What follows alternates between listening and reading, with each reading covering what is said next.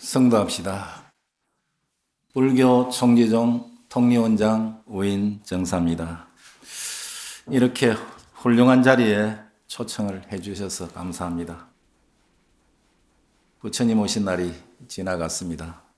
절에 가셔서 법문 많이 들으셨습니까? 예. 우리 스님 하면은 복식이 보통은 이래 머리를 깎고 또 옷도 좀 색깔이 다르게 이렇게 입지 않습니까? 제 같은 경우에는 우선 봐도 이제 머리가 좀 길고 옷도 법의를 벗고 나면은 한복식으로 되어 있어요. 그래서 어떻게 보는지 스님이라 해도 되고 우리 종단에서는 그냥 정사라고 부릅니다. 정사. 발을 정자에 서승사자 이렇게 해서 그렇게 부르고 그냥 보통은 뭐 스님이라는 얘기는 잘 쓰지를 않습니다. 그래서 왜 이제 그렇게 됐느냐 하면 저희 종단이 사찰이 한 수십 개가 있습니다. 수십 개가 있는데 창종 당시부터 조금 대중들과 가까이 가자 그런 취지로 지금 우리가 창종 올해가 딱 50주년 되는 해입니다. 그래서 50년 전에 창종주이신 원정대성사께서 너무 절이 너무 멀어서 불공하기도 힘들고 하니까 도심에다가 불공하기 쉽게 우리 일반 대중이 찾아와서 바로 수행할 수 있게끔 그렇게 하면서 또 형식도 머리를 깎고 있으면 조금 어려워 보이지 않습니까? 그래서 일반 대중과 같은 형태로 머리를 그냥 편의보발이라 그럽니다. 우리는 편의라는 것은 옷도 난하지 않고 또 수수한 복장 그 당시만 해도 그냥 한복 정도가 될 것 같습니다. 그래서 한복 정도 그 다음에 보발이라 해서 보통 머리인데 단정하면 되는 그런 복장을 갖추게끔 해서 친근감이 갈 수 있도록 방편을 쓴 겁니다. 그래서 많이 우리 불도를 닦을 수 있도록 도심에다가 그렇게 창종을 하셨던 겁니다. 그래서 스님의 형태를 띠지 않고 있지만은 불법 홍포하는 것은 스님과 똑같은 역할을 합니다. 그래서 우리 종단을 제가불자 종단, 생활불교 종단이라 이렇게 이야기를 하는데 이 제가불자 종단에 대한 오해가 약간 있습니다. 그래서 제가불자 종단이면은 그러면은 뭐 스님들도 뭐 생활하면서 이 불법 홍포를 하는 것이냐 이런 것은 아니고 엄격한 규율 하에 성단을 이루고 있기 때문에 스님과 같다는 얘기입니다. 그래서 엄격한 규율에 의해서 성단을 이루고 다만 제가불자라는 것은 도심 가까이에서 홍포를 할 수 있기 때문에 이제 그런 말이 나왔고 생활불교 종단도 마찬가지입니다. 절에 가서 불공 드리고 싶으면은 어쨌든 옛날 같으면은 산중으로 이래 며칠을 이래 약정을 해서 가야 되지만 도심에 절이 있기 때문에 바로 가서 불공 드리고 또 와서 생활할 수 있기 때문에 그래서 생활불교 종단이다 이렇게 했습니다. 그래서 그 당시에는 우리 종조님께서 아주 획기적으로 발상이 들었다고 생각이 듭니다. 그래서 이렇게 발상 전환하기는 사실은 힘든데 너무나 잘 했지 않나 이런 생각이 듭니다. 저희 종단에 대한 이야기는 이 정도로 하고 오늘은 마음에 대한 이해와 바른 견해에 대해서 말씀을 드리겠습니다. 부처님께서 이 사바 세계에 오시면서 천상천하 유화독존 삼계 계고 아당한지 하늘이 하늘 아래 오직 나 홀로 존귀하며 삼계가 괴로움에 빠져 있으니 내 마땅히 이를 편안케 하리라 이렇게 말씀하셨습니다. 부처님께서는 우리 중생의 삶이 이 고이며 이 고를 없애기 위해서 사바세계에 몸을 놔두신 것입니다. 어떤 사람들은 이 시대를 정보의 홍수 시대다 이렇게 표현을 합니다. 부처님의 가르침에 대해서도 수많은 정보가 넘쳐나고 있습니다. 상황이 이렇다 보니 오히려 이렇게 수많은 정보들 가운데 과연 어떤 정보가 우리를 괴로움에서 건져줄 바른 법인지 또 어떻게 쉽게 수행을 할 수 있는 법인지 이런 것을 알기가 상당히 어렵습니다. 그렇지만 과연 우리가 쉽고 빨리 얻고자 하나 수행에는 왕도가 없는 것 같습니다. 용맹정진이 있어야 빠른 깨침이 일어날 수 있는 것입니다.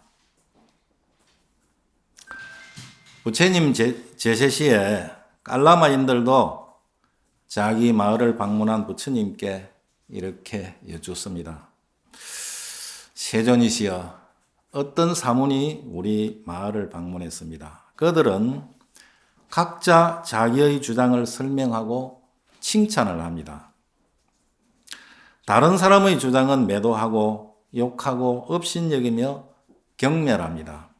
세존이시여, 또 다른 사문들이 와서 각자 자기 사문을 법을 칭찬합니다. 다른 사람의 주장을 매도하고 욕하고 업신여기고 경멸합니다. 세존이시여, 다른 사람의 주장을 이런 존경하는 사문들 가운데 누가 진실을 얘기하고 누가 또 거짓을 말하는지 그들에 대해서 저희들은 믿지 않고 의심스럽습니다. 부처님께서 이러한 의심이 생기는 것은 당연한 것이라면서 누가 그럴듯한 말로 표현을 하거나 또 권위 있는 사람이 말했다고 해서 말을 믿을 것이 아니라 그러한 법을 받아들였을 때 현자들에게 비난받고 또 손해와 괴로움이 생긴다면 그러한 법들은 버려야 된다 이렇게 말씀을 하셨습니다. 그러면 어떠한 법들이 지혜로운 자들에게 비난받고 우리에게 손해와 괴로움이 생기는 법일까요? 부처님께서는 우리의 내면에 탐욕과 분노와 어리석음이 생겨나는 법들은 탐진치에 사로잡혀서 생명을 죽이고 주지 않는 것을 갖고 또 거짓말을 하게 되며 또 다른 사람들에게 그렇게 하도록 해서 손해와 괴로움이 크다고 하셨습니다. 달리 말하면은 모든 괴로움이 우리 마음의 탐진치 때문에 생기는 것이기 때문에 우리가 그 법을 실천했을 때 마음의 탐욕과 분노와 어리석음이 줄어든다면 그 법은 바른 법이라 이렇게 말씀을 하셨습니다. 탐진치도 마음에서 일어나는 작용입니다. 그렇다면 마음은 도대체 무엇이겠습니까? 탐진치 같은 괴로움에 대해서 알기 위해서는 마음에 대한 바른 이해가 필요합니다. 마음은 굉장히 복잡하고 어려운 문제입니다. 석가모니 부처님 같은 정등각자는 본인의 마음뿐만 아니라 타심통을 얻어서 타인의 마음까지도 다 읽어보는 경지에 있지만은 우리 같은 범부들은 자신의 마음을 이해하기도 어렵고 통제하기도 어렵고 제어하기도 어려운 것이 사실인 것입니다. 그래서 간략하게 말씀드리면 알아지는 작용, 알아지는 현상을 마음이라 표현을 했습니다. 눈을 뜨고 있으면 보입니다. 보기 싫어도 보입니다. 내가 하는 것이 아닙니다. 마음 즉 알아지는 작용이 스스로 일어나게 됩니다. 소리가 있으면 들립니다. 또 듣기 싫어도 들립니다. 내가 하는 것이 아니라 그런 알의 작용들이 자연적으로 생겨나는 것입니다. 눈과 귀와 코와 혀와 몸, 마음 6가지 문에서 끊임없이 이러한 암들이 일어나는 것입니다.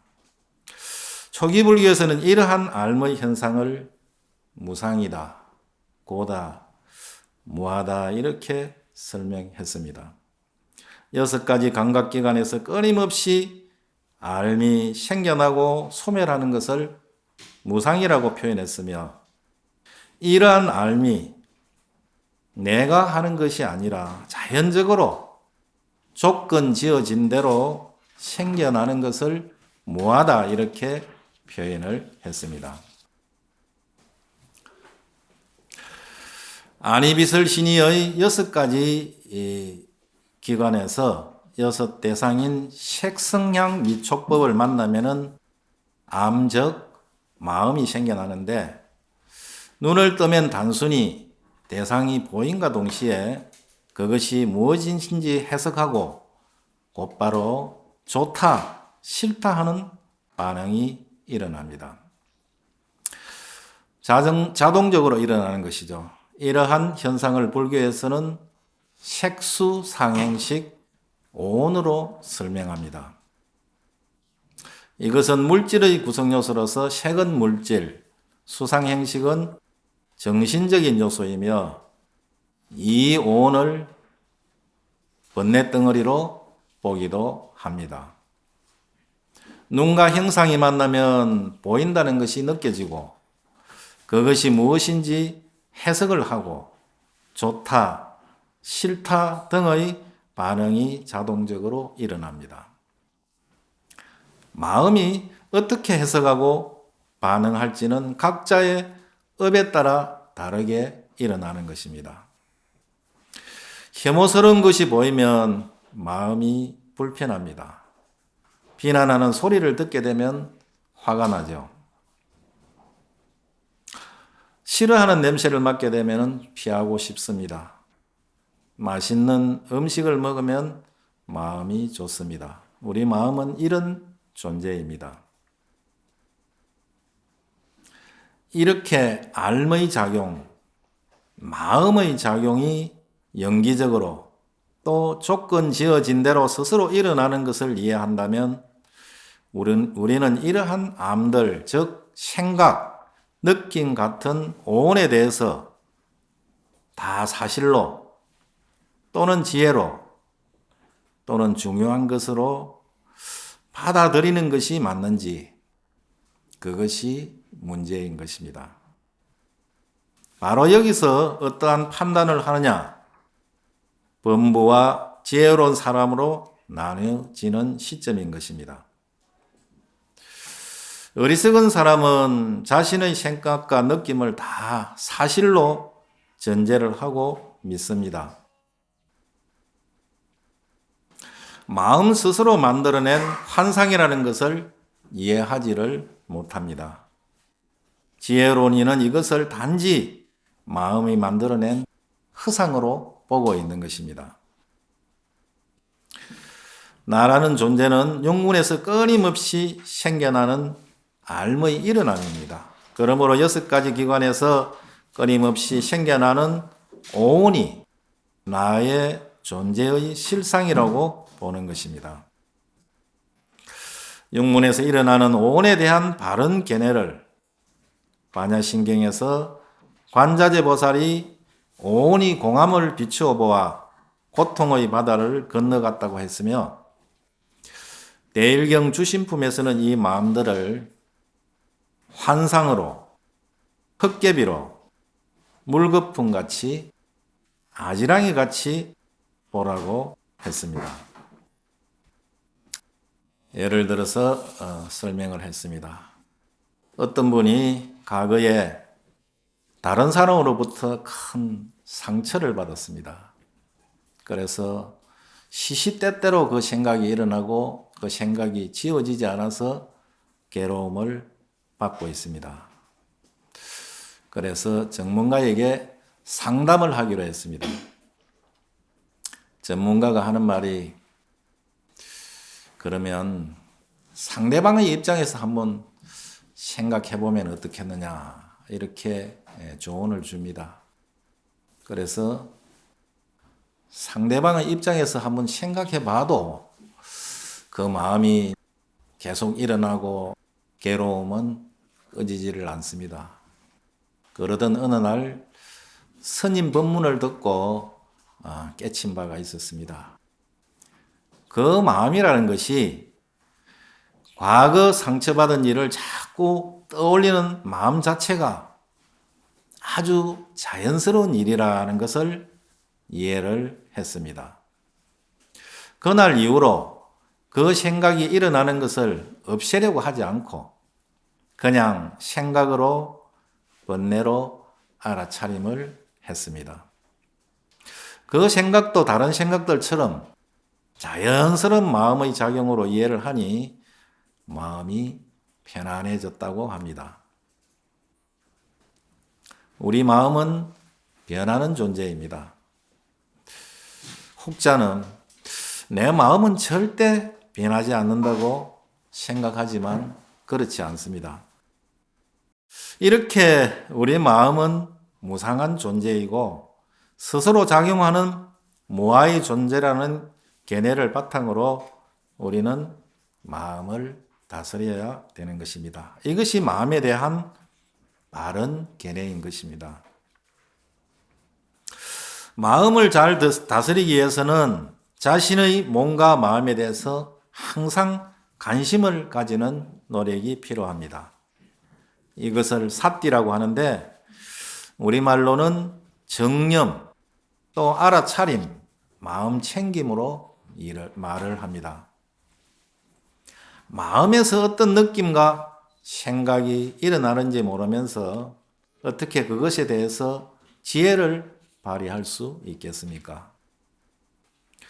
불교에서 말하는 바른 알아차림은 우리가 살아가면서 이런 삿띠를 계속 이어가도록 노력하는 것을 말합니다. 지혜로운 사람일수록 행복에 있어서 외부적인 환경이 아니라 내면의 지혜가 더 중요하다는 것을 압니다. 그래서 세상 사람들과 다르게 자기 내면을 다스리는 노력을 더 많이 해야 하는 것입니다. 그것이 행복에 더 중요한 요소이기 때문입니다. 미국에 불교가 보급되고 상류층 사람들이 불교 수행을 많이 한다고 들었습니다.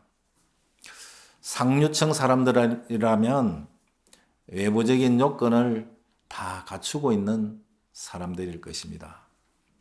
그렇지만 그런 사람들이 왜 불교에 심취를 하느냐? 그것은 행복이라는 것, 괴로움이 없는 것은 환경의 문제가 아니라 마음의 문제라는 것을 그들도 알고 있기 때문인 것입니다. 총지종을 창종하신 원정대 성사께서는 이러한 문제에 대해서 본체가 바르면 그림자도 발라진다고 말씀하셨습니다. 지금 현재의 마음이 지혜롭다면 환경은 중요한 요소가 문제가 되지 않는 것입니다. 그래서 우리는 마음에 괴로움이 생기지 않도록 지혜를 배웁니다. 그것이 내 행복에 더 중요하기 때문에 그렇습니다. 물론 환경의 조건도 중요한 요소입니다. 그러므로 환경의 조건과 더불어 마음 닦는 공부를 해 나가야 하는 것입니다. 지혜가 생기면 행복의 조건 자체가 변하기 때문에 자연스럽게 삶의 태도나 방향이 변합니다. 석가모니 부처님은 중생들이 생각하는 행복의 조건이 없이도 지극한 행복에 도달할 수 있다는 것을 몸소 보여주셨습니다. 지혜로운 사람은 마음을 믿지 않습니다. 실상 그대로 생각에 빠지지 않고 그냥 생각이 일어났다고 압니다. 느낌을 느낌으로, 또 탐욕을 탐욕으로, 성냄을 성냄으로, 번뇌를 번뇌로 알아차리는 것입니다. 대일경에서는 이렇게 생겨난 암들에 대해서 허공같이, 환상같이, 그림자같이 보라고 말합니다. 자연적으로 생겨난 자기의 생각이나 느낌을 믿지 말라는 것입니다. 마음이 그냥 스스로 그러할 뿐입니다. 우리의 삶은 다 마음이 보고 듣고 하면서 그려낸 환상과 같은 것입니다. 조건되어서 스스로 생겨난 이러한 암들에 대해서 알아차림을 하고 놓아버리는 것, 의미를 두지 않는 태도가 우리의 마음을 편안하게 하는 것입니다. 무엇이 일어나도 그냥 받아들이고 놓아버립니다. 모든 일어난 일은 일어날 만한 일입니다. 일어나지 말아야 할 일은 일어날 수가 없습니다. 이러한 이해가 커져가면 마음 스스로 어떠한 일이 생겨도 점점 동요하지 않습니다. 마음은 편안해집니다. 마음이 편안하면 우리가 행복을 위해서 해야 할 일들이 보입니다. 마음이 좋으면 이미 행복한 것입니다. 욕심은 일어날 조건이 되면 일어납니다. 화도 일어날 조건이 되면 일어납니다. 그냥 일어나야 할 조건이 되면 뭐든지 다 생겨납니다. 이러한 것들에 마음을 뺏기지 말아야 됩니다. 우리가 지혜롭게 받아들이고 놓아버릴 수 있어야 되는 것입니다. 다시 한번 말씀드리면 자기 자신을 소중히 여기는 사람은 자신의 몸과 마음에 관심을 가져야 됩니다. 우리가 이 욕심의 세상, 사바세계에 태어났다는 것은 우리 마음에 욕심이 많이 있음을 의미합니다. 지혜로운 이는 어리석은 자신의 마음을 믿지 않습니다. 마음이 그려낸 온갖 환상에 속지 않습니다. 생각이나 느낌 같은 오는 그냥 조건되어서 일어날 뿐입니다. 마음이 그러는구나 이렇게 알면 되는 것입니다. 우리가 오온이라는 우리의 마음 작용에 속지 않을 때 오온을 공하다고 볼 때 저 관자재 보살님처럼 고통의 바다를 건널 수 있습니다. 만약 지혜가 없다면 시간이 지나고 나이가 들수록 자연의 이치로 생겨난 오온을 믿는 마음은 더욱 강해져서 더 어리석고 외로워질 것입니다. 생각이나 느낌 같은 마음을 다스리지 않고 환경을 바꾸는 노력만으로 행복할 수 있다는 것은 착각에 불과합니다. 자등명, 법등명은 모두 자기 마음에 대한 이해를 바탕으로 스스로가 자기 인생의 주인이 되라는 말입니다. 나의 행복을 위한 노력, 자기의 마음의 지혜를 얻는 노력은 무소의 뿔처럼 혼자서 해야 됩니다. 남이 대신해 줄 수가 없습니다. 우리 모두 용맹정진하여서 마음 해탈을 이루시기를 바라면서 부처님의 지혜 광명이 온누리에 가득하여 나와 모든 중생들이 함께 불도 이루어지기를 소원합니다. 엄마니 밤매 훔 성도합시다.